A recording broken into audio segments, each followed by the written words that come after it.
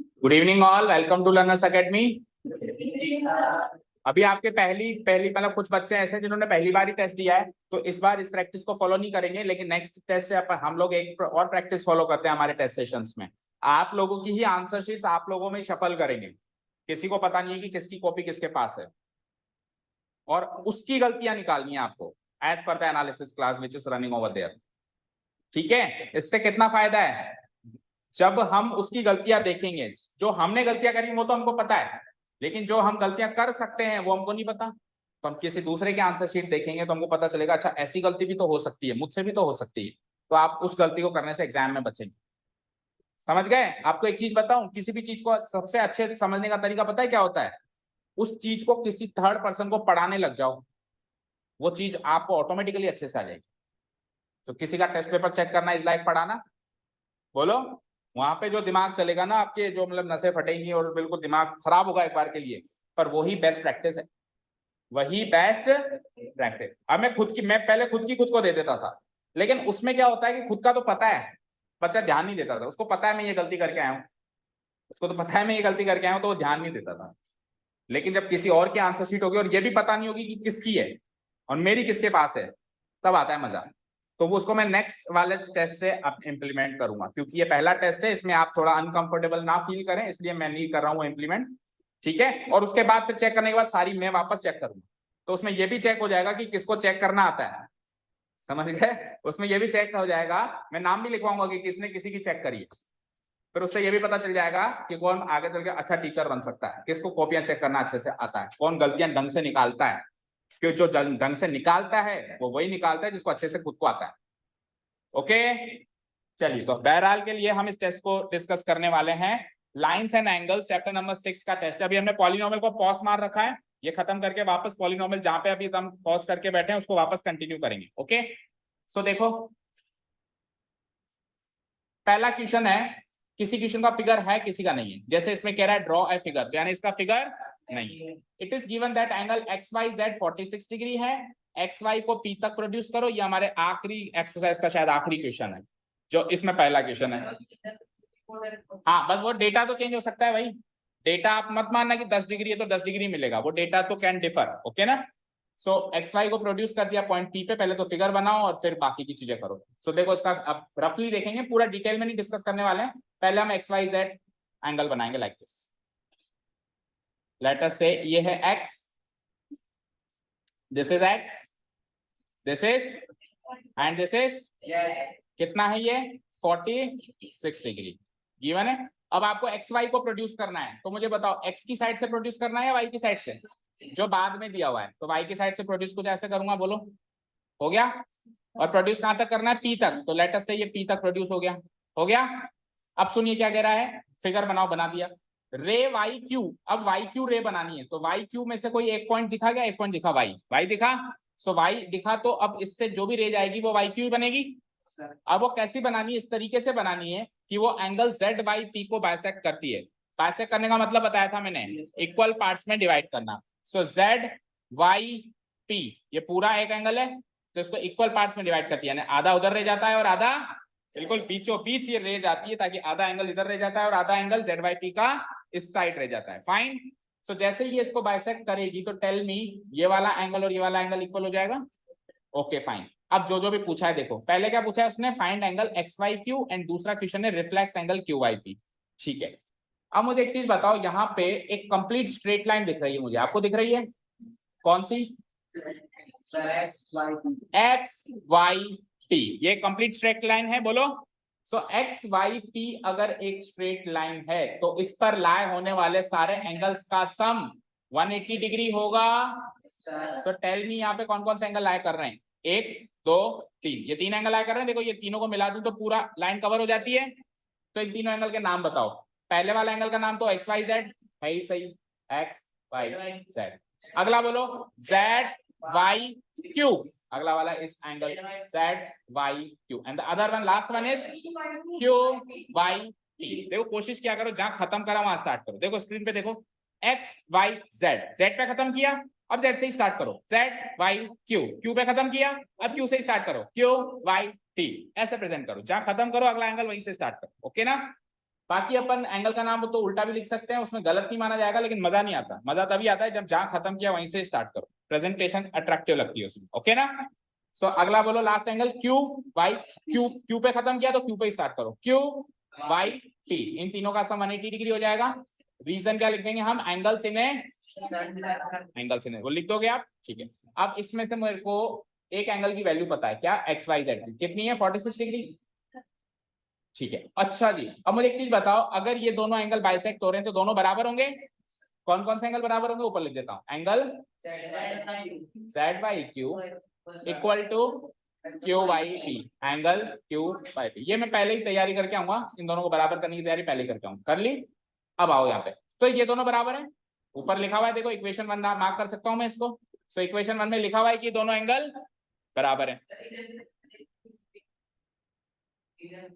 बराबर और इक्वल में क्या फर्क होता है? मैंने इसको इक्वेशन नंबर 1 में डाल दिया ना, तो जैसे ही मैं यहाँ पे लिखूंगा तो लिखूंगा फ्रॉम इक्वेशन 1, ठीक है। ऊपर वो बराबर क्यों है, वो दोनों एंगल बराबर क्यों है? तो गिवन पॉइंट बेटा मैं अभी किसी का ही नहीं लिख रहा हूँ, गिवन पॉइंट लिखने बैठूंगा तो टेस्ट पेपर नहीं होगा। गिवन पॉइंट ये रहेगा ना कि रे वाई क्यू उसको बाइसेक्ट करती है, इसलिए दोनों बराबर है।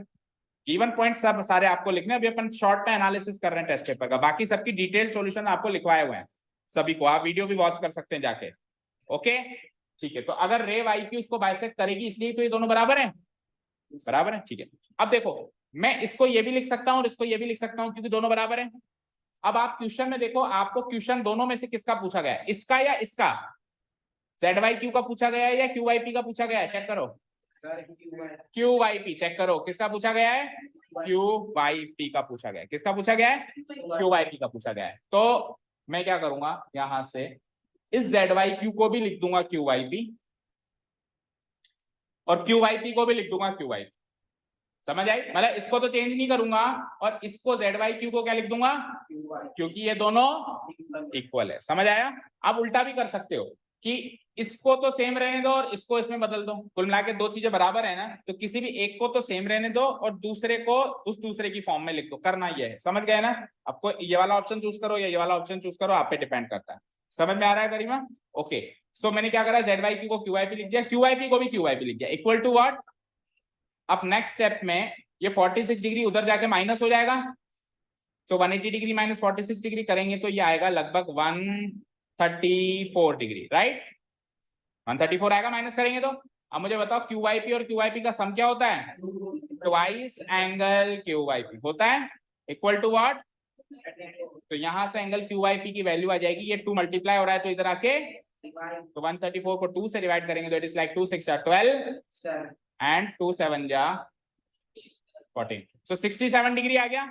अब मुझे बताओ ये दोनों बराबर थे ना, तो ये 67 आया तो वो भी, तो मैं दोनों को लिख दूं, so angle Z Y Q equal to Q Y P equal to 67। दोनों के दोनों किसके बराबर हो गए? मैं फिगर में मार्क कर सकता हूं कि ये वाला एंगल भी 67 हो गया और ये वाला, क्योंकि आधे आधे थे, बराबर थे ये। अब तीनों को जोड़ लो, देखो 180 आ जाएगा ये, है ना? डन यहां तक। अब चलते हैं उसने क्या क्या पूछा है। तो पहला क्वेश्चन तो उसने यही पूछा था कि एंगल क्यू वाई, नहीं रिफ्लेक्स पूछा था। क्या पूछा था? पहला क्या पूछा था? पहला एक्स वाई क्यू। अच्छा जी, एक्स वाई क्यू चेक करो कहां है, एक्स वाई क्यू। अब आप स्क्रीन पे देखो एक्स वाई क्यू किन दो एंगल से मिलके बना हुआ है, एक्स वाई क्यू इससे और इससे बना हुआ है। बोलो किस किस से बना हुआ है? इस 46 वाले से और 67 वाले से बना हुआ है एक्स वाई क्यू, पूरा टोटल एंगल ये।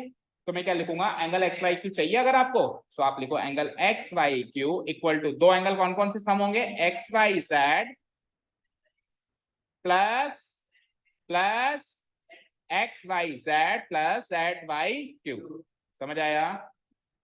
चलो जी, एक्स वाई जेड की वैल्यू तो ऑलरेडी गिवन है, कितनी? 46 डिग्री, और जेड वाई क्यू की अभी अभी मैंने निकाली है, कितनी निकाली है? 67। तो पहले क्वेश्चन का आंसर आ गया 13 6 1 4 10 11 113 डिग्री, पहले क्वेश्चन का फाइनल आंसर आ चुका है। ठीक है, अब सेकंड क्वेश्चन क्या पूछा है उसने? Reflex angle Q Y P. क्या पूछा है? रिफ्लेक्स। अब रिफ्लेक्स निकालने का मतलब पीछे वाला एंगल, और पीछे वाला एंगल कैसे निकालते हैं? 360 में से माइनस कर। तो सेकंड क्वेश्चन का आंसर लिखते हैं, reflex angle Q Y P बराबर 360 में से क्यू वाई पी को माइनस करो, राइट? कभी रिफ्लेक्स क्यू वाई पी मिलेगा, तो 360 माइनस क्यू वाई पी की वैल्यू क्या है? again 67. So let us subtract 67 from 360. It comes out to be 293. So पहले क्वेश्चन के ये दो आंसर्स हैं, बताओ सही है क्या सबके? सही है? करके आए हो ना टेस्ट पेपर में? बोलो अभी करेक्ट है? हाँ, रिफ्लेक्स वाला गलत कर दिया, क्या गलती करी? किसी को कोई डाउट है, पूछना चाहे तो? देखो ये लास्ट टाइम डिस्कस हो रहा है ये पेपर, ये चैप्टर, इसके बाद बहुत देर के बाद, बहुत दिनों के बाद मौका आएगा इसका, जब पूरे चैप्टर्स पूरा कोर्स हो जाएगा फिर साइकिल घूमेगी, उसमें आएगा इसका मौका। तो किसी को भी कोई डाउट हो तो पूछो।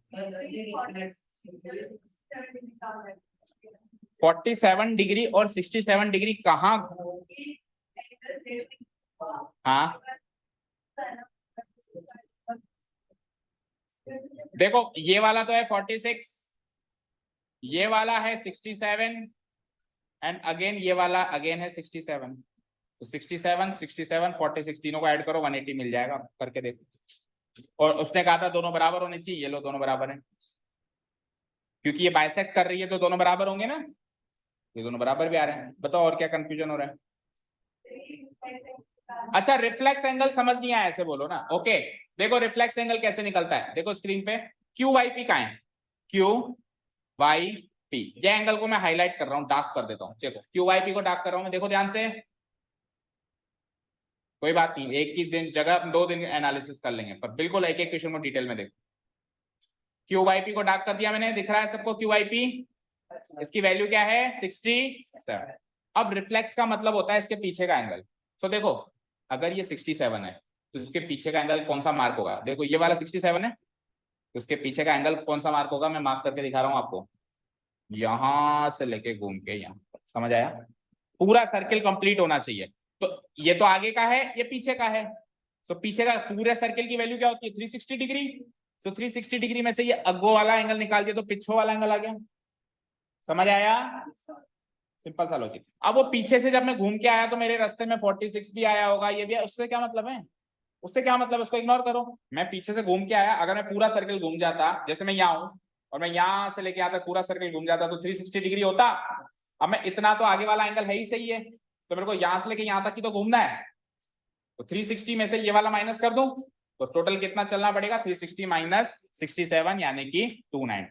तो रिफ्लेक्स एंगल जब भी निकालना हो तो एक्चुअली फिगर की तरफ देखने की जरूरत ही नहीं है, आप तो 360 में से ओरिजिनल एंगल निकाल दो। ओरिजिनल एंगल क्यूआईपी है आपके पास, उसको 360 में से माइनस कर दो, वो रिफ्लेक्स एंगल क्यूआईपी बन जाएगा। डन? Any other doubt? बोलो पीछे से, कोई डाउट नहीं है? चलें सेकंड क्वेश्चन पे। ओके इसको कर देते हैं डिलीट। अब सेकंड में 2 ऑप्शन थे और दोनों ही बुक के थे ना? ओके पहले वाले ऑप्शन को पकड़ते हैं, ये काफी हमने डिटेल में किया था, इस क्वेश्चन को भी किया था। देखो y और z का रेशियो गिवन है लेकिन पूछा x है, y और z का रेशियो गिवन है लेकिन पूछा x है, और यहाँ पे A B C D C D E F यानी तीनों लाइंस आपस में पैरेलल है, A B parallel C D parallel E, तीनों लाइंस आपस में क्या है? पैरेलल। तो देखो ध्यान से एक चीज बताओ मुझे, अगर मैं सी डी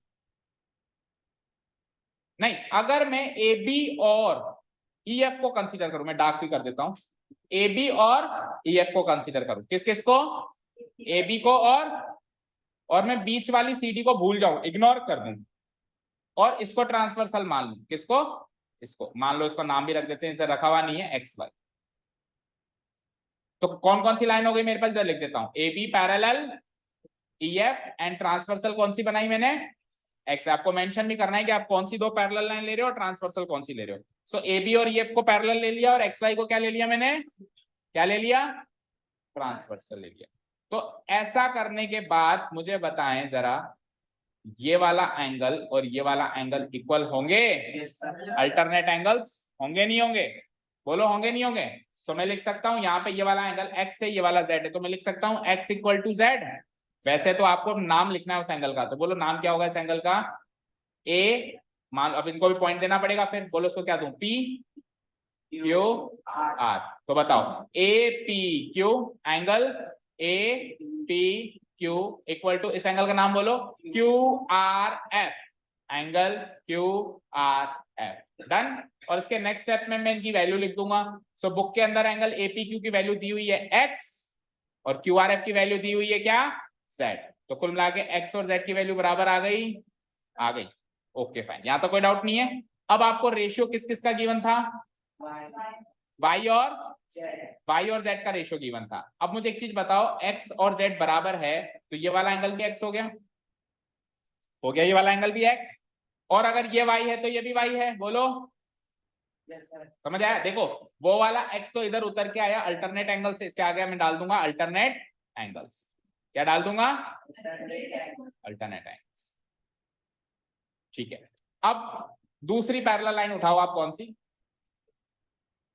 अब आप ये वाली पैरेलल लाइन उठाओ, कौन सी, CD और EF, कौन सी, CD और EF, तो उस वाली को हटा देता हूं। अब हमारी पैरेलल लाइन कंसीडर हो रही है CD और EF, तो मैं लिख देता हूं CD पैरेलल EF को अगर उठाया जाए, और ट्रांसवर्सल लाइन वही common, XY is the transversal, second case ले लिया मैंने। तो अब की बार देखो ध्यान से, अगर CD पैरेलल EF है और XY ट्रांसवर्सल है तो ये दोनों एंगल बराबर हो जाएंगे, ये वाले और ये वाले। रीजन बताओ, देखो ये मैं मार्क कर देता हूं, CD पैरेलल EF, तो ये वाला और ये वाला एंगल इक्वल होगा, कॉरस्पॉन्डिंग एंगल्स, तो वो y था तो ये भी y। नाम बताओ उस एंगल का, PQC, so angle PQC equal to, नीचे वाले का नाम बताओ, QRE, एंगल QRE। PQC की वैल्यू क्या दिख रही है, y, और QRE की वैल्यू, मतलब PQC की वैल्यू अगर y है तो QRE की वैल्यू भी क्या हो जाएगी, y। मैं कैसे लिखूंगा, मैंने उल्टा लिख दिया, सॉरी, ऐसे लिखेंगे, इधर तो QRE लिखेंगे, जो मिसिंग होता है उसको LHS में लिखते हैं, बताया था ना मैंने, जो मिसिंग होता है उसको LHS, तो मिसिंग कौन सा है, ये वाला एंगल QRE इक्वल टू ऊपर वाला PQC, राइट। तो यहां से एंगल QRE की वैल्यू क्या आ जाएगी, बोलो y, क्योंकि PQC की ऑलरेडी y है। अच्छा, इसका रीजन क्या लिखेंगे हम, corresponding angles, corresponding alternate angles on the same side है क्या, खुद सोचो आप। देखो या तो एंगल्स कॉरस्पॉन्डिंग होंगे या अल्टरनेट होंगे, दो तो हो ही नहीं सकते हैं। अब सुनो, इधर स्क्रीन पे देखो, ऐसे खींच रहा हूं मैं, ऐसे खींच रहा हूं, अब देखना ध्यान से, अगर ये दोनों एंगल लूंगा अंदर से अंदर, तब तो होंगे alternate angles on the same side, लेकिन मैंने अंदर से अंदर कहां लिया है, मैंने कौन सा लिया पता है, ऊपर वाला और ऊपर वाला, तो ये होते हैं कॉरस्पॉन्डिंग एंगल। चेक करो, ऊपर वाला लिया है ना, समझ गए, तो ऊपर सेम पायदान पर है ना, कॉरस्पॉन्डिंग एंगल्स क्या होते हैं, जिनका पायदान सेम होता है, तो ये भी लाइन से ऊपर है, नीचे वाले भी लाइन से ऊपर है, तो ये कॉरस्पॉन्डिंग एंगल्स हैं, ना कि अल्टरनेट एंगल्स। और अगर अल्टरनेट होते तो फिर बराबर होते, हालांकि alternate angles on the same side of the transversal तो बराबर नहीं होते, सप्लीमेंट्री होते, क्या होते, और अभी ये कॉरस्पॉन्डिंग एंगल्स हैं तो ये क्या है, दोनों बराबर है। ठीक है, यहां तक क्लियर है, ओके। अब आपको रेशियो किस किस का गिवन है वो लिखते हैं अपन, आपको रेशियो किस किस का गिवन है बेटा, y/z का रेशियो गिवन है, कितना, 7:। अब आप ध्यान से देखो, x और z तो बराबर है, x और z तो z की जगह x लिख सकता हूं, तो y और x का रेशियो कितना आ गया, 7:11 आ गया। अब उस रेशियो को तो गोली मारो जो गिवन था, अब इस रेशियो को पकड़ो, y/x 7:11, और y और x का सम कितना होगा, बोलो, लीनियर पेयर से 180 डिग्री होगा। तो मैं यहां लिख सकता हूं y + x equal to how much, 180। अब अगर आपको इन दोनों एंगल्स का सम पता है और इन दोनों का रेशियो पता है तो y भी निकाल सकते हो, और x, आपसे क्या पूछा है उसने, x पूछा है, तो x कैसे निकालूंगा, बोलो, x का रेशियो क्या है, 11 डिवाइडेड बाय दोनों का सम करो, 11 और 7 18, और दोनों एंगल्स का सम, इसके आगे रीजन लिख देना, लीनियर पेयर इसका रीजन, ओके, इनटू 180 डिग्री, सो 18 से 10 टाइम्स कट जाएगा, और 10 × 11 answer, this is the final. क्यों, बाकी लोगों का क्या, और आपके लिए इजी, आपको क्या पता सबको इजी लग रहे हैं कि नहीं लग रहे, ओके, 110 डिग्री क्लियर है क्या, बोलो कोई डाउट, बोलो पीछे से बताओ।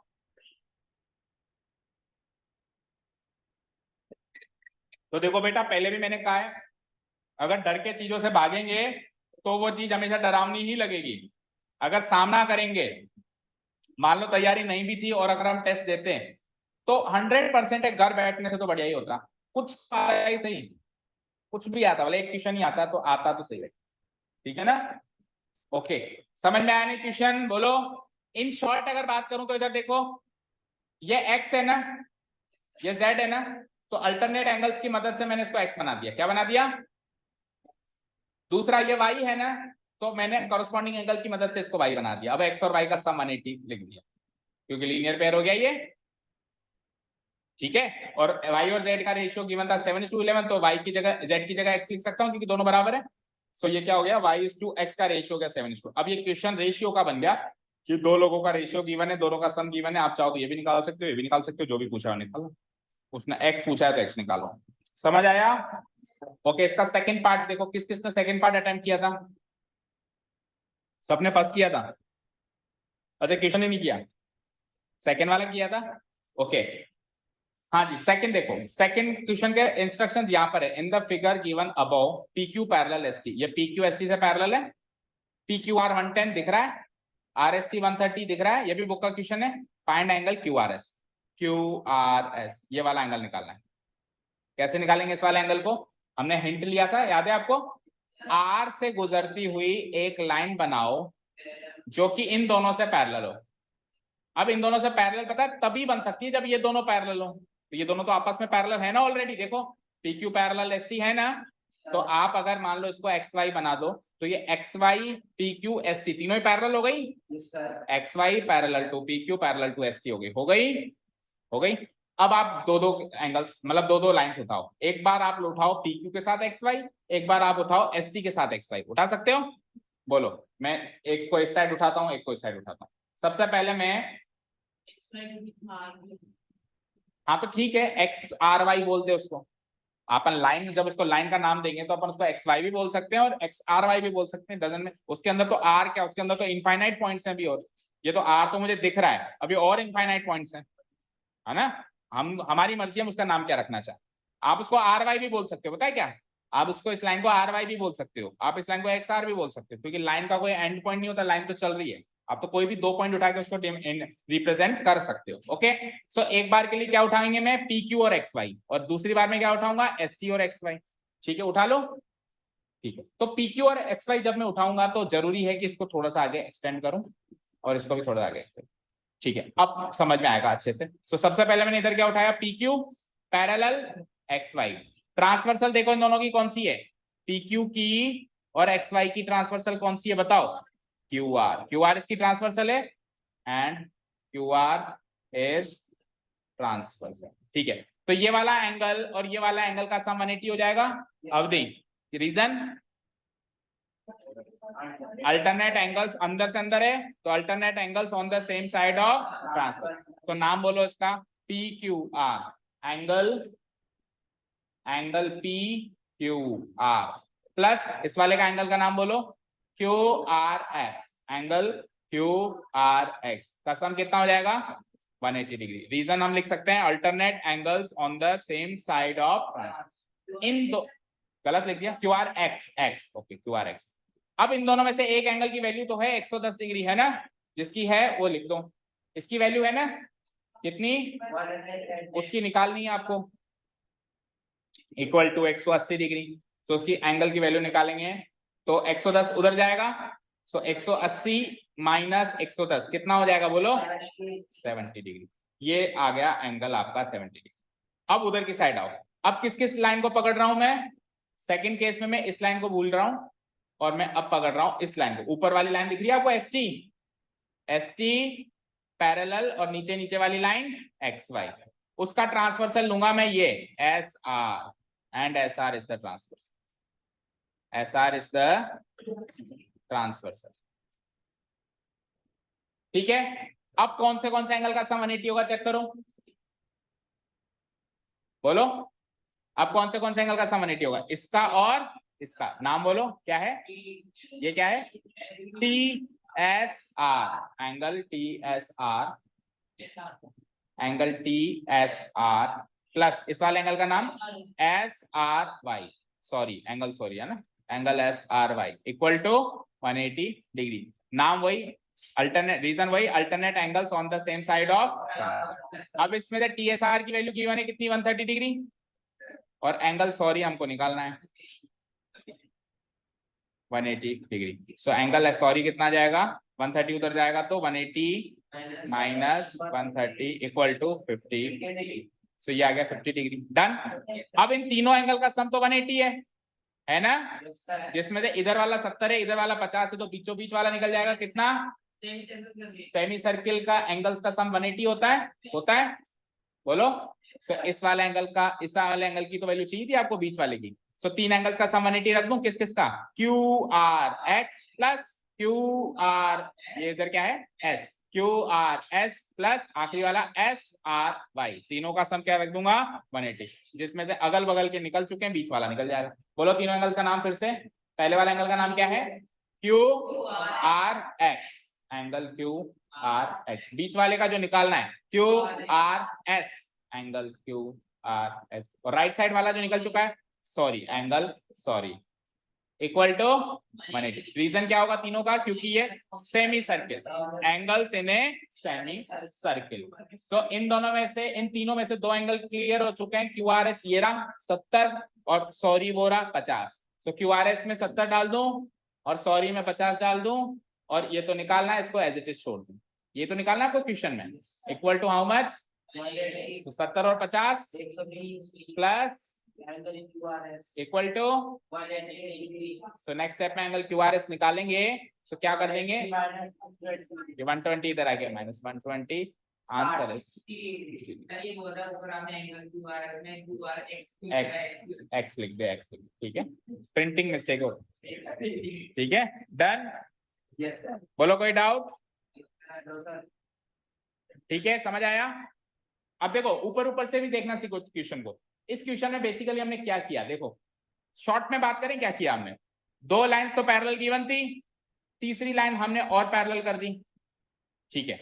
अब तीसरी लाइन जब हमने पैरेलल करी तो इन दोनों एंगल्स का रिलेशन मिला, एक तो इसका और इसका, और इसका और इसका, इन दोनों का सम 180, इन दोनों का सम 180, ये भी alternate angles on the same side of transversal, वो भी alternate angles on the same side of transversal. तो 180 सम में से 110 ऊपर है तो नीचे 70, उसमें 180 सम में से 130 ऊपर है तो नीचे 50। अब इन तीनों का सम 180, तो 70 50 120 तो यही ले गए, तो बीचों बीच वाला मिलेगा। तो शॉर्ट में भी सीख याद होना चाहिए कि क्वेश्चन में एक्चुअली शॉर्ट में क्या चल रहा है, फिर प्रेजेंटेशन पार्ट अलग होता है, ठीक है, क्लियर है, ठीक है। चलो क्वेश्चन नंबर 2 पूरा हो गया मतलब, है ना। थर्ड वाला देखो, थर्ड में भी ऑप्शन था क्या, नहीं थर्ड में कोई ऑप्शन नहीं था, एक ही था, फिक्स था, वो भी बुक का क्वेश्चन था, थर्ड भी तो बुक का ही था, केवल एक फोर्थ वाला थोड़ा डिफरेंट लगा, बाकी तो सब फोर्थ और फिफ्थ दोनों बाहर से थे। ओके सो ये लास्ट बुक का क्वेश्चन और करो, फिर इंटरेस्टिंग क्वेश्चन जो है फोर्थ एंड फिफ्थ उसको देखेंगे। क्या है ए बी पैरेलल, CD कहां दिख रहा है, ये रहा ए बी, ये रहा CD, दिख रहा है, EF perpendicular CD, EF perpendicular CD, EF जो है CD के साथ 90 डिग्री का एंगल बना रहा है। इधर ध्यान दो, इधर ध्यान, पहले इधर ध्यान दो, वीडियो दे दूंगा, घर बैठ के आराम से कर, ठीक है, आराम से कर सकते हो, बिल्कुल तसल्ली से, कोई जल्दीबाजी नहीं। अभी तो फिर भी जल्दीबाजी में नोट करना पड़ेगा, कुछ नोट होगा नहीं होगा, आराम से बैठ के करना ना, फोन ना करो, ठीक है। आप अभी फिफ्थ वाला आएगा ना, उस टाइम मैं आपसे पूछूंगा पक्का, प्रॉमिस, ठीक है, जो भी आपकी राय होगी वो ले लेंगे। अभी हम थर्ड पे कॉन्सेंट्रेट करेंगे, आपको आता है तो भी थर्ड देखो, नहीं आता है तो भी थर्ड देखो, हो सकता है कि जो आपको आता हो मुझको उससे ज्यादा आता हो, भाई माइट बी पॉसिबल, तो हो सकता है मैं कुछ ज्यादा सिखा दूं जो आपके लिए बेनिफिशियल हो जाए, और हो सकता है नहीं भी आता हो तो भी कुछ जाएगा तो नहीं, ठीक है। चलो देखो आप, okay so A B is parallel to, तो A B parallel C D के हिसाब से दो दो ट्रांसवर्सल है, ये भी ट्रांसवर्सल है और ये भी, जो भी आप यूज करें, ठीक है। आगे बढ़ते हैं, GED 114, तो पहले तो उसको मार्क करो, GED का है, GED, अच्छा पूरा एंगल है ये, GED, ये पूरा एंगल कितना है 114 डिग्री पूरा। अब इस पूरे एंगल के अंदर दो एंगल दिख रहे हैं मुझे छोटे छोटे, एक तो इधर वाला और एक इधर वाला, दिख रहा है, ब्रेक हो रहे हैं ना दो एंगल्स में, one is this one and one is this 90 degree. ये तो 90 डिग्री है, क्यों ये 90 डिग्री भी क्यों है? क्योंकि गिवन है कि EF परपेंडिकुलर CD, जो लाइन परपेंडिकुलर इंटरसेक्ट करती है उसके बीच, उसके और इसके बीच का एंगल 90 डिग्री होता है। सो CD EF को परपेंडिकुलरली इंटरसेक्ट कर रही है, तो इसके बीच का एंगल ये कितना हो गया? 90 डिग्री हो गया। हो गया, यहाँ तक कोई डाउट नहीं है। अब अगर ये टोटल 114 है, इसमें से राइट साइड वाली अगर ये 90 डिग्री का एंगल बना रही है, तो ये अंदर वाली कितने डिग्री का एंगल बनाएगी बताओ? उल्टा कह रहे हो, 114 माइनस 90। टोटल 114 में से 90 माइनस कर दो तो कितने बचे? 24 डिग्री, 24 डिग्री बचेंगे। तो यानी कि इन शॉर्ट कहूं तो ये अंदर वाला एंगल 24 डिग्री आ चुका है। आ चुका है, ये अंदर वाला एंगल क्या आ चुका है? 24 डिग्री आ चुका है। आ चुका है। चले हम आगे। आगे हाँ बोलो, कोई डाउट यहाँ तक? ओके, अब पूछा क्या है आपसे? AGE। अच्छा, सबसे पहले हम ये एंगल निकालते हैं, ये अंदर वाला बाहर वाला छोड़ो, सबसे पहले अपन ये एंगल निकालते हैं, बहुत सरल है। ये 90 डिग्री वाला कॉन्सेप्ट भी छोड़ो, ये टोटल 114 है, तो ये भी 114 है, खत्म कहानी। पहले का आंसर 114 बोलो, क्योंकि ये वाला एंगल और ये वाला एंगल अल्टरनेट एंगल से, चेक करो किस किस को पैरेलल मानोगे? AB को और CD को। ट्रांसवर्सल किसको मानोगे? GE को ट्रांसवर्सल मानेंगे, तो this angle will be exactly equal to this angle. तो पहले क्वेश्चन का आंसर क्लियर है, 114 डिग्री। अब दूसरे को पकड़ो, AGE। ए नहीं, ये तो हो गया ना। GEF अभी अभी निकाला था मैंने, 24 डिग्री निकला था। कैसे? टोटल 114 में से आप ये इधर वाला 90 माइनस कर दो, माइनस कर दूंगा तो बीच वाला आ जाएगा 24 डिग्री। दो क्वेश्चंस का आंसर क्लियर। बोलो इसका आंसर क्या आया? 114 डिग्री, और इसका आंसर क्या आया? 24 डिग्री। अब लास्ट क्वेश्चन है FGE। यानी ये वाला एंगल मैं मार्क करता हूं, देखो FGE। सो दिस वाला एंगल, तो आप बाहर वाला निकाल के आए हो अभी अभी 114, बोलो निकाला है आपने। तो टोटल ये 180 बनाएगा लीनियर पेयर से, सेमी सर्कल कंप्लीट कर रहा है। सो 180 टोटल होगा, तो 114 तो ये ले गया, तो अंदर कितना बचा? माइनस करो, नहीं आता माइनस करना। 180 में से 114 माइनस करना है। पहले तो 100 का नोट उड़ाओ, बचा खुले पैसे 80 रुपए में से 14 रुपए, 80 में से 10 उड़ाओ, बचे 70, 70 में से 4 उड़ाओ, 66। ठीक है, तो इसका फाइनल आंसर आ गया 66। बोलो समझ आया? प्रेजेंटेशन पार्ट वीडियो में ऑलरेडी गिवन है, आपने अपने नोट्स में भी अच्छे से नोट डाउन किया हुआ है, सबने किया हुआ है। वर्क सारा कंप्लीट था ही सही चैप्टर का सबका, एक्सेप्ट द न्यू स्टूडेंट्स, बाकी सबका तो था ही सही। ठीक है, बोलो समझ आया ना कि समझाना है? और सबको समझ आया? भाई ये 114 था टोटल, तो ये भी 114 आ गया। पहला क्वेश्चन क्लियर हो गया अल्टरनेट एंगल से। दूसरा क्वेश्चन कैसे क्लियर हुआ? ये 114 था, तो इधर वाला 90 है, तो बचा हुआ ये कितना आ गया? 24 डिग्री। दूसरा क्वेश्चन क्लियर हो गया। और तीसरा क्वेश्चन, ये वाला एंगल निकालना था, ये आप अभी अभी निकाल चुके 114, तो ये टोटल 180 होगा, तो 180 में से 114 माइनस करेंगे तो 66। ऐसे करके तीनों क्वेश्चन हो जाएंगे। चले अब फोर्थ वन, जिसका तुम्हें था इंतजार। ठीक है, finally so let's read the question first. अच्छा, आपको लग रहा होगा ये नया क्वेश्चन है, पर अभी इस समय मैं आपके बुक में क्वेश्चन दिखा दूं तो नहीं दिखाऊंगा, तो एग्जाम्पल नहीं है आपके कोर्स में, आपको नहीं पढ़ने क्या? वो क्या इंस्ट्रक्शन है आपको कि जब हम एक्सरसाइज कर रहे हैं तो उसके एग्जाम्पल साथ के साथ आप करते रहें और डाउट साथ के साथ पूछते रहें। तो 6.1 6.2 आपके कोर्स में है, गारंटेड है ये क्वेश्चन 6.1 या 6.2 के एग्जाम्पल्स में से है, समझे?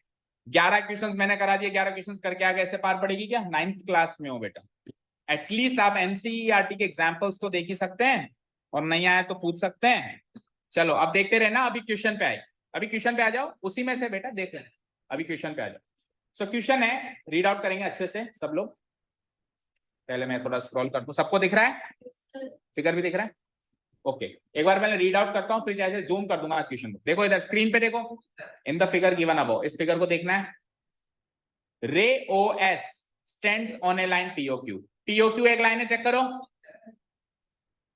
इस पे रे OS खड़ी है, खड़ी है, रे OS इस लाइन पे खड़ी है। रे OR और रे OT इन दोनों एंगल्स की एंगल बाइसेक्टर्स हैं। हाँ कर लो जो करना कर लो। क्या चाहिए बताओ? बुक चाहिए। मैंने कहा ना बुक तो बंद करो, करो बंद करो, बिल्कुल बंद करो, साइड में पटको, और अब इधर देखोगे मेरी तरफ।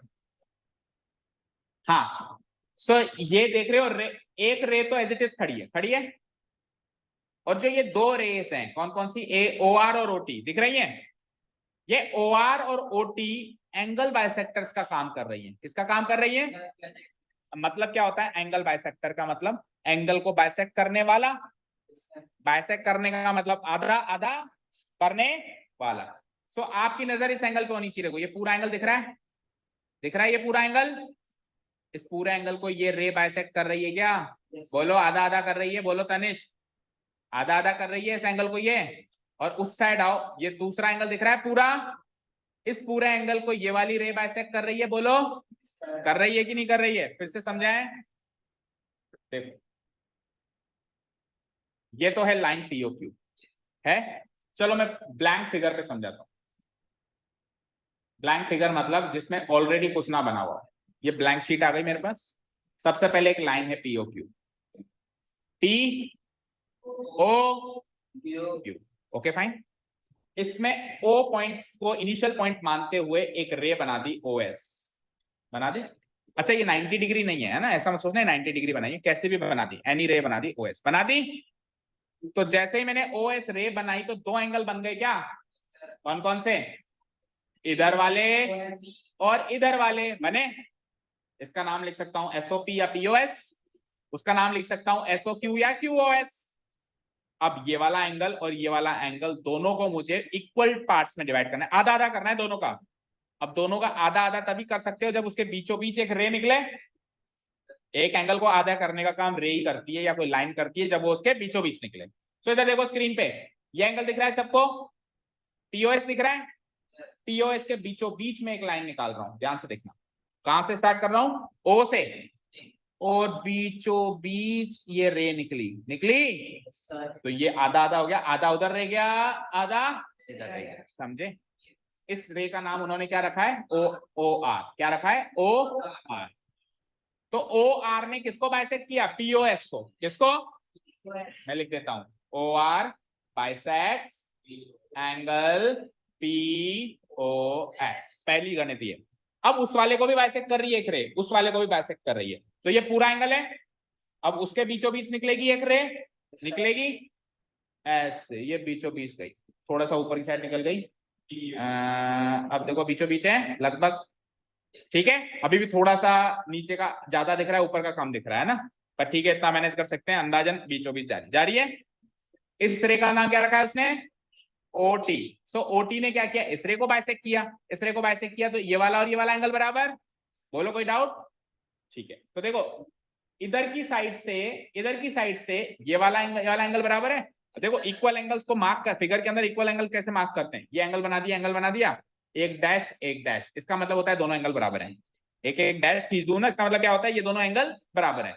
अब अगर मैं इधर भी डैश खींच दूं, सुनना ध्यान से, अगर मैं इधर भी डैश खींच दूं तो उसका मतलब होगा चारों एंगल बराबर है, जबकि ऐसा नहीं है कि चारों एंगल बराबर है। इधर के दो आपस में बराबर है, उधर के दो आपस में बराबर है, तो मेरे को कुछ और तरीका सोचना पड़ेगा, तो मैं डबल डैश लगाऊंगा। क्या लगाऊंगा? डबल डैश का मतलब ये दोनों बराबर है, सिंगल डैश का मतलब ये दोनों बराबर। मान लो अभी इस फिगर के अंदर कुछ और ऐसा हो जाए जिसमें मुझे वापस दो एंगल बराबर शो करने हैं, तो ट्रिपल डैश ट्रिपल डैश। समझ गया? ये तरीके होते हैं एंगल को इक्वल रिप्रेजेंट करने के। कुछ इसी तरह का फिगर है, चेक करो, single dash double dash. Clear है क्या यहां तक सारी बातें? अच्छा, तो यहाँ पे इस साइड आ जाओ, इस साइड किस रे ने बाइसेक्ट किया? बोलो ओटी। किसको बाइसेक्ट किया? एंगल का नाम बोलो, एस ओ क्यू को। OT bisects S O Q, बोल सकते हैं हम ऐसे, OT bisects angle S O Q. Tell me, यहाँ तो कोई डाउट? नो? गुड, ठीक है। तो जैसे अब स्क्रीन पे आओ, जैसे ही ओ आर ने इसको बाइसेक्ट किया तो दो एंगल बन गए, लाइन खींची, दो देश बन गए, हिंदुस्तान पाकिस्तान बने ना, बंटवारा हो गया। तो इधर वाला भी एक देश है, उधर वाला भी एक देश है, यानी इधर वाला भी एक एंगल है, उधर वाला, दोनों बराबर हैं क्योंकि बीचों बीच गई है लाइन। तो वो दोनों एंगल आपस में बराबर होंगे ना, तो उनके नाम लिख सकते हैं। बोलो इस एंगल का नाम बोलो आर ओ पी, और उस एंगल का नाम बोलो आर ओ एस। भाई ये वाला और ये वाला एंगल बराबर है ना, किसकी वजह से? इस रे की वजह से। तो इस रिजल्ट अगर इसको फाइंड किया है तो उसका रिजल्ट क्या निकला, रिजल्ट ये निकला कि ये एंगल किससे बराबर लिख सकता हूं उसका रिजल्ट, इंप्लाइज करके रिजल्ट लिख दिया मैंने, क्या लिखा, angle ROP equal to angle ROS, लिख सकता हूं, बोलो, लिख सकता हूं आरओपी इक्वल टू आरओएस। अब उस साइड आओ, उस साइड पे पूरा एंगल था, ये लाइन बीचों बीच गई तो ये दोनों एंगल बराबर है, देख रहे हैं, ये दोनों एंगल बराबर मैं लिख सकता हूं क्योंकि इस लाइन का रिजल्ट है वो, ये लाइन लिखी है मैंने, बाइसेक्शन हुआ है तभी तो ये दो पार्टीज बनी है जो बराबर है, तो इस एंगल का नाम इक्वल टू इस एंगल का नाम लिख सकता हूं, वैल्यू इज क्या नाम एस ओ टी और टी ओ लिख सकता हूं, ओके लिख दो, angle S O T equal to angle T O Q T O Q, S O T और टी ओ एस तो सेम ही एंगल होंगे ना, ठीक है, इंप्लाइज लगा दो, इंप्लाइज का मतलब होता है कि ऊपर जो लाइन है उसका नीचे रिजल्ट, ऊपर जो लाइन है इसका नीचे रिजल्ट, या तो कोई डाउट है क्या, क्लियर।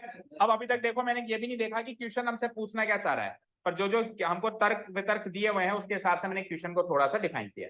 अब देखो क्वेश्चन क्या पूछना चाह रहा है उसकी तरफ नजर फिराते हैं। तो क्वेश्चन कह रहा है कि एंगल पीओएस एक्स है, एंगल पीओएस की वैल्यू क्या है, तो आरओटी की वैल्यू निकालो, टीओएस की वैल्यू एक्स है तो आरओटी की वैल्यू, समझ आया, टीओएस कहां है, वापस चलो फिगर पे, टीओएस कौन सा एंगल है चेक करो, पीओएस, पीओएस यानी कि बाइसेक्शन होने से पहले का एंगल है, तो जब बीचों बीच लाइन नहीं गई थी उससे पहले का एंगल है, मतलब पहले एक सिंगल लाइन बीच में एक रे बनाई थी ना, तो एक इधर एंगल बना था, तो जो इधर वाला एंगल बना था वही तो था पीओएस, यानी टोटल एंगल है, ये टोटल एंगल यहाँ तक क्या है x, लेकिन वो x अब दो पार्ट में बढ़ चुका है तो ये x/2 और ये x का आधा क्या होगा x/2, भाई x को दो पार्ट्स में बांटेंगे तो x/2 होगा, तो ये वाला एंगल है x/2 और ये वाला एंगल x/2, बोलो यहाँ तक क्लियर है क्या, भाई ये टोटल एंगल था x, this total angle was x, तो जिसके दो पार्ट दो हिस्से हो गए, तो इधर भी बचा x/2 और इधर भी बचा, यहाँ तो कोई डाउट नहीं है, तो मैं क्या लिख सकता हूँ, आरओपी आरओएस दोनों की वैल्यू x/2 लिख सकता हूँ, आरओपी इधर वाला है आरओएस इधर वाला, दोनों की वैल्यू क्लियर।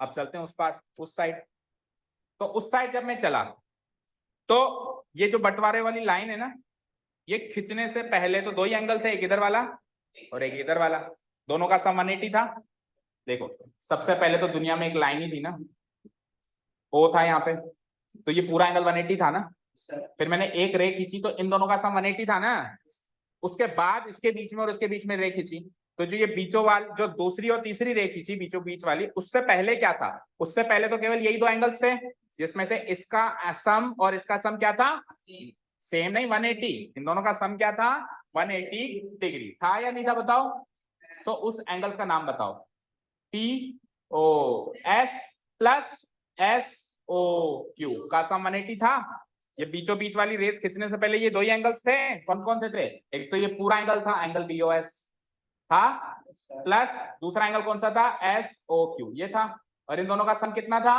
180 डिग्री था या नहीं था बताओ। अब आपको क्वेश्चन में गिवन है कि ये पीओएस तो एक्स था ना, तो एसओ क्यू की वैल्यू निकाल दो, equal to 180 degree, so angle SO Q की वैल्यू आ जाती है 180 डिग्री माइनस एक्स, ये प्लस एक्स इधर आके क्या बन जाएगा, यहाँ तो कोई डाउट, यहाँ तो कोई डाउट। अब इधर वाला एंगल तो x है और उधर वाला एंगल 180 माइनस एक्स है, तो इधर वाले x को आधा आधा किया आपने x/2 तो उधर जो 180 माइनस एक्स है उसको भी तो आधा आधा करोगे, इधर वाला x इधर वाला 180 माइनस एक्स, तभी तो टोटल 180 है, तो उधर वाला x को भी आपने आधा आधा किया, दोनों की वैल्यू x/2 लिखी, तो अब जो इधर वाला टोटल एंगल है 180 माइनस एक्स उसको भी तो आधा आधा करोगे ना, तो 180 माइनस एक्स का आधा क्या होगा सोचो, 90 माइनस x/2, देखो 180 का आधा 90 और x का आधा x/2, समझ आया, इसका आधा क्या होगा 90 माइनस एक्स, तो ये एंगल भी 90 माइनस x/2 और ये एंगल भी 90 माइनस x/2, समझ आया, सो जैसे इन दोनों की वैल्यू मैंने x/2 रखी, तो इन दोनों की वैल्यू क्या रख सकता हूँ, 90 माइनस x/2 रख सकता हूँ। बोलो अभी नहीं समझ आया? देखो ये टोटल एंगल कितना है, 180 माइनस x, इसका आधा ऐसे ही करोगे डिवाइडेड बाय 2, यानी कि 180 का भी आधा कर रहे हो और x का भी आधा कर रहे हो। कर रहे हो नहीं कर रहे हो? अच्छा ये छोड़ो, मुझे तो एक चीज बताओ अवधि, मुझे एक चीज बताना, अगर आपके सामने मैं ये सॉल्व करने के लिए देता तो आप कैसे सॉल्व करते?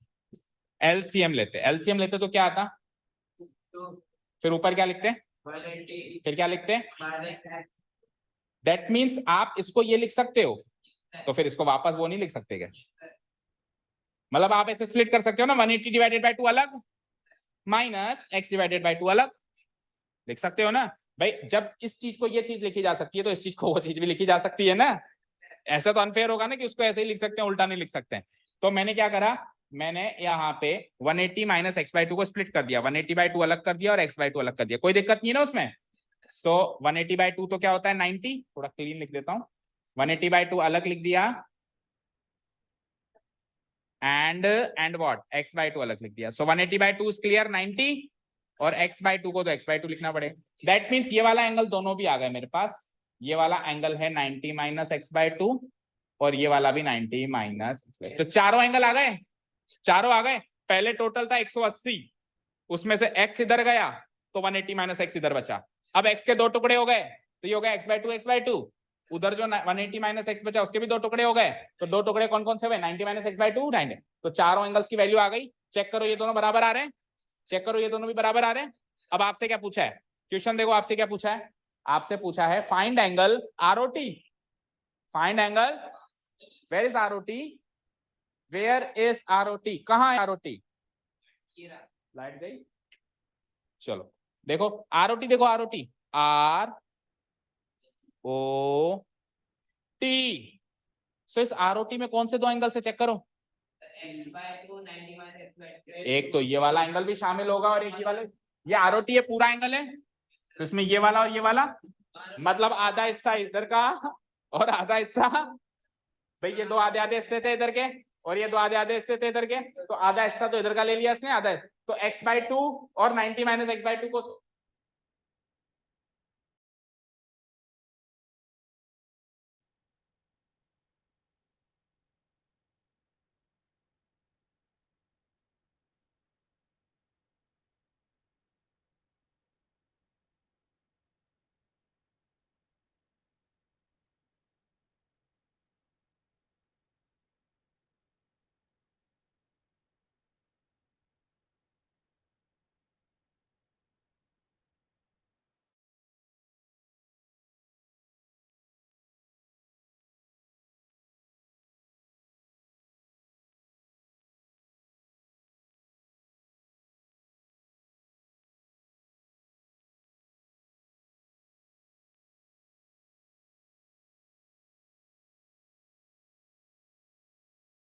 अब लाइट क्या है, हमको तंग करने के लिए 2 मिनट जाती है, पर हमने भी कसम खा रखी है, हम भी डीठ है, हम भी तंग नहीं होंगे, हम उसको तंग करेंगे तो कितनी बार भी जब हम ट्यूशन करके जाएंगे, बोलो यस, सारे बोलो यस, हाँ जी। So angle ROT, where is ROT, angle ROT किस किस का सम है, angle ROS, angle ROS plus SOT, yes और नो, ROS तो यहां से चुराओ x/2 और SOT और TOQ दोनों की वैल्यू ये है, SOT की वैल्यू यहां से चुराओ 90 माइनस x/2, बोलो अब x/2 से माइनस x/2 0 बन गया, answer is, answer is 90 degree. So moral of the story क्या है, अब सुनो मॉरल ऑफ द स्टोरी क्या है, स्क्रीन पे देखो सब लोग, इसको एक बार डिलीट कर देता हूं, आपको जब अगर नोट करना हो तो वीडियो से नोट कर लेना है ना। मॉरल ऑफ द स्टोरी ये है कि अगर हमको एक सीधी लाइन दे रखी हो और उसकी पहले तो दो टुकड़े कर दें, इधर का इधर का, अच्छा टुकड़े कैसे भी करो, जरूरी नहीं है कि आप स्ट्रेट लाइन 90 डिग्री पे बनाओ, कोई जरूरी नहीं, कैसे भी टुकड़े कर लो जो आपके मन में आए। मैंने तो ऐसे किया है सर, टुकड़ा इधर इतना सा रखा है, इधर इतना सारा रख दिया, मेरी मर्जी रख दिया, अब 2 टुकड़ों के 4 टुकड़े करो। क्या करो? 2 के 4 करो। अब 2 के 4 कैसे करोगे? आप जानते हो, इधर बीचों बीच और इधर बीचों बीच कर दिए। अब आधा हिस्सा इधर का और आधा हिस्सा इधर का लेके जब भी एंगल बनाओगे तो 100% 90 डिग्री ही बनेगा। चेक करो 90 डिग्री है या नहीं है। इमेजिन करो, is it A 90 degree angle और नॉट? इमेजिन हो रहा है। और कैसे भी बना लो, चलो एक तरीका और। अब की बार किसी ने कहा सर आप पहला जो 2 टुकड़े करो ना, इधर की साइड झुकते हुए करो। ले इधर की साइड कर लेते हैं। ये 2 टुकड़े हो गए। अब इधर आधा अगेन अगेन आधा आधा करूं। ये आधा बीचों बीच, ये आधा बीचों बीच। अब आधा इसका लो और इसको बना के ये एंगल बनाओ। Again it is a 90 degree angle. Check करो। तो इजंट इट इंटरेस्टिंग? इंटरेस्टिंग है काफी। हाँ हमेशा 90 बनेगा, डब्बा बनेगा मतलब ये। ठीक है ना? क्लियर है? 4 टुकड़े करके बीचों बीच के 2 टुकड़े पकड़ोगे तो उसका सम हमेशा क्या आएगा? 90। चलो लास्ट क्वेश्चन। तो आंसर इसका angle ROT equal to 90 degree हो जाएगा। लास्ट क्वेश्चन देखो, सरल ही लग रहा है तो काफी बहुत ही आसान है, फटाफट खत्म करते। आसान था अवधि? नहीं था? नहीं था तो कितने क्वेश्चन अटेम्प्ट किया आपने? हाँ 5th में तुक्का लगाया, 4th में। और इस बात से क्या सिद्ध होता है कि we are strong in NCERT questions but when it comes to outside questions we fail. अच्छा ये दोनों भी एनसीईआरटी के ही थे एक्चुअली। ये दोनों भी एनसीईआरटी के एग्जांपल्स थे। तो इस बात से ये सबक मिलेगा आपको कि नेक्स्ट टेस्ट में आप नॉट ओनली क्वेश्चंस प्रैक्टिस करके आओगे, एग्जाम्पल पढ़ने। सुनो, टेस्ट का अनाउंसमेंट करूं तब थोड़ा ना पढ़ना एग्जाम्पल, तब तो पढ़ भी नहीं सकते। और मान लो तब अगर आपको समझ में नहीं आया तो पूछने किसके पास जाओगे? तो करना क्या है, जो एक्सरसाइज चल रही है ना, जो एक्सरसाइज चल रही है, 1 या 2 क्वेश्चन कराता हूं मैं एक दिन में, उसके एग्जाम्पल साथ में करते जाने। अगर आ जाए तो अच्छी बात है, नहीं आए तो हैंड टू हैंड क्लास के बाद 2 मिनट 5 मिनट निकाल के मुझसे पूछते हुए जाना। तो फिर एग्जाम्पल्स भी साथ के साथ ही होते चले जाएंगे, अलग से टाइम निकालने की जरूरत नहीं पड़ेगी। Okay let's see this question and wind up our class for today. और कल से पॉलिनोमियल्स को रिज्यूम करेंगे जहां स्टॉप किया था। पेपर में टाइम लगेगा यार, 3-4 दिन लगेंगे आराम से। अभी 10th वालों की 1-2 कॉपीज बाकी हैं, फिर उसके बाद आपका नंबर आएगा। और इतना क्यों खुदक रहे हो? अभी मैं गार्जियन को भेजूंगा ये तो शीट तो आराम से। PQ parallel RS, PQ camera अटक गया।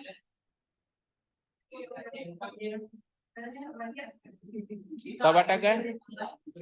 1 मिनट सबको।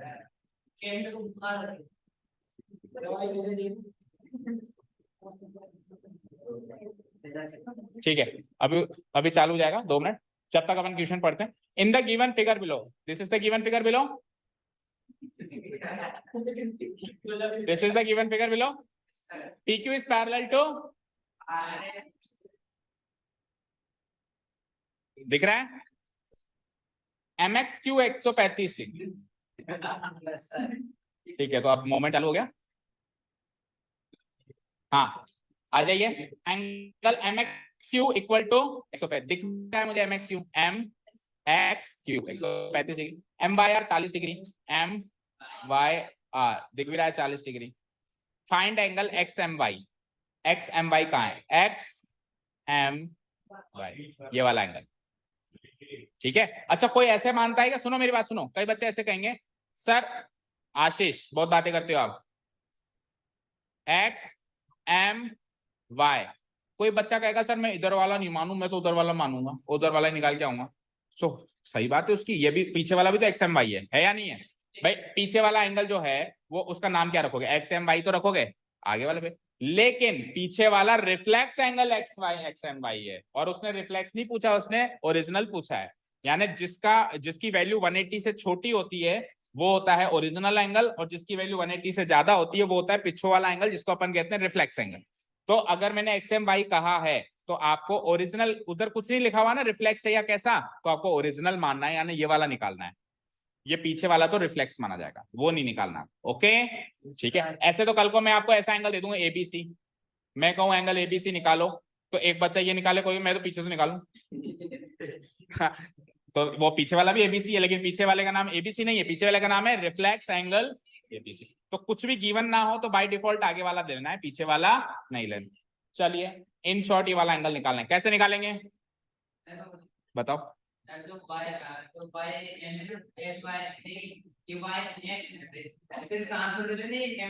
M y हाँ, ये लो बढ़ा दिए।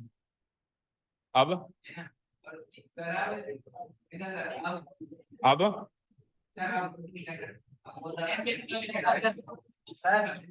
हाँ, आप कुछ बता रहे थे।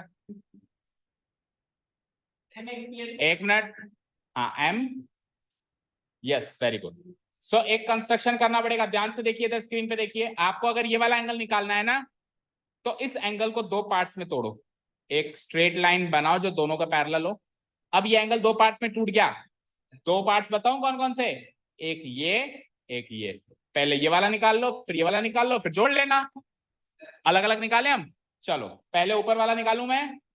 पहले ऊपर वाला, ये वाला एंगल कैसे निकालूंगा, सो ध्यान से देखिए, अगर अगर ये दोनों पैरेलल हैं तो ये ट्रांसवर्सल है, तो इन दोनों का सम 180 नहीं होगा क्या, alternate angles on the same side of.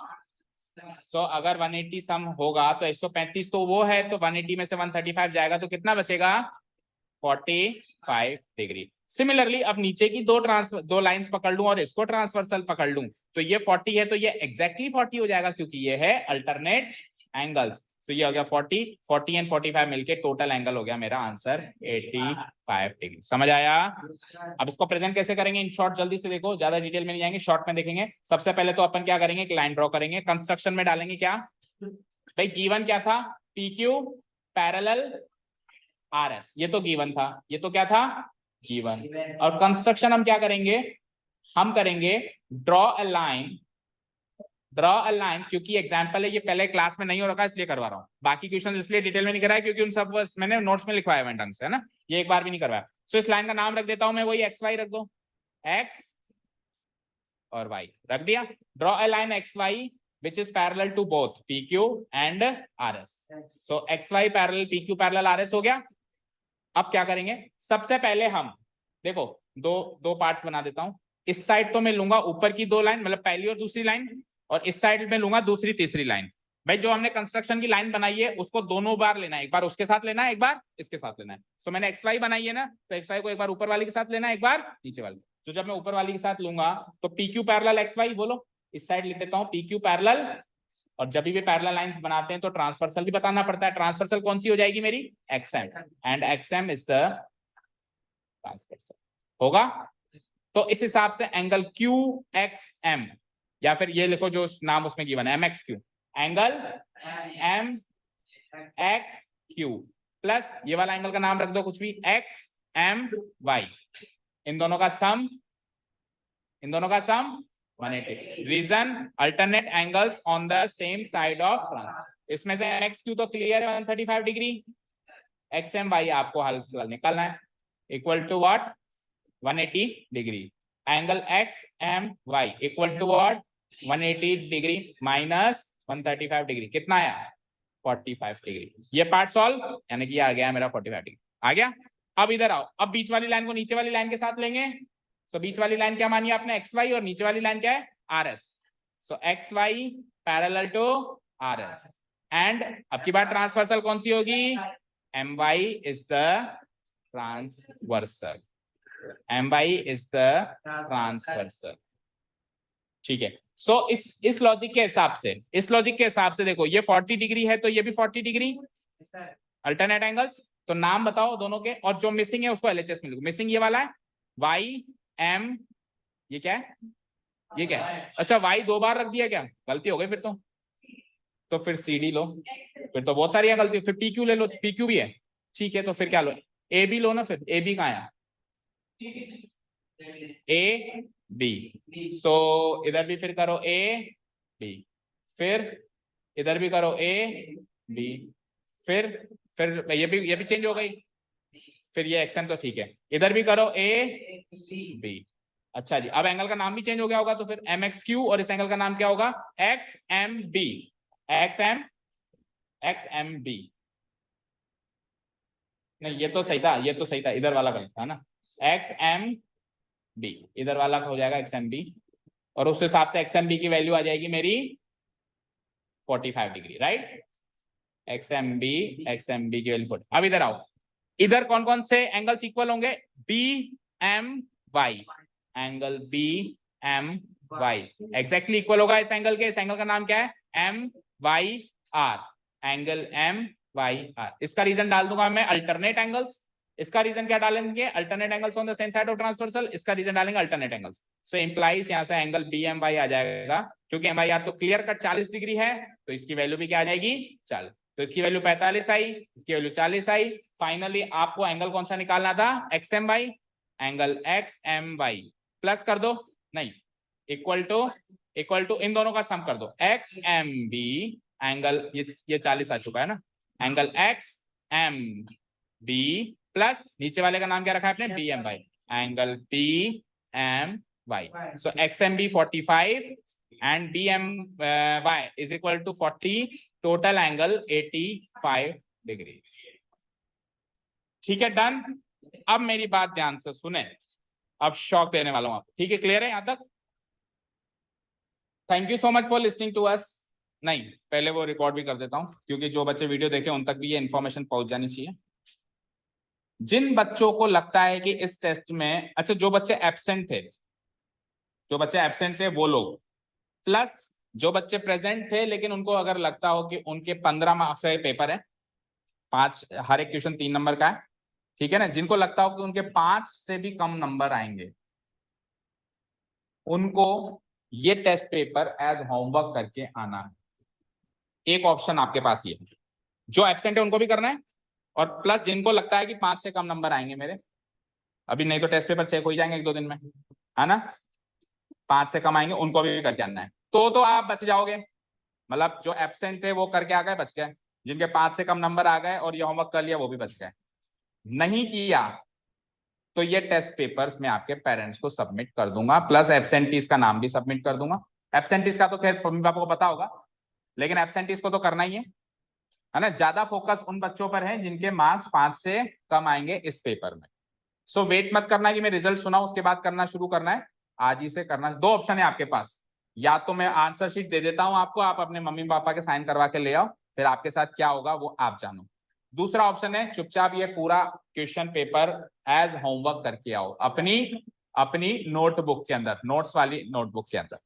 ठीक है, दोनों में से कोई भी एक ऑप्शन आप चूज कर सकते हो। और एब्सेंटीज को तो पूरा टेस्ट पेपर एज होमवर्क करना ही है। जिसको वीडियो चाहिए वीडियो मिल जाएगी, आप मांग सकते हो। जो ग्रुप में उनको ऑलरेडी अपने आप मिल जाएगी, जो ग्रुप में नहीं है वो आगे होके मांग सकते हैं। ठीक है, clear? Okay, thank you so much for listening to us. Have a nice day, keep learning. कल से हम पॉलिनोमियल्स वापस कंटिन्यू करेंगे जहां स्टॉप किया था। ओके।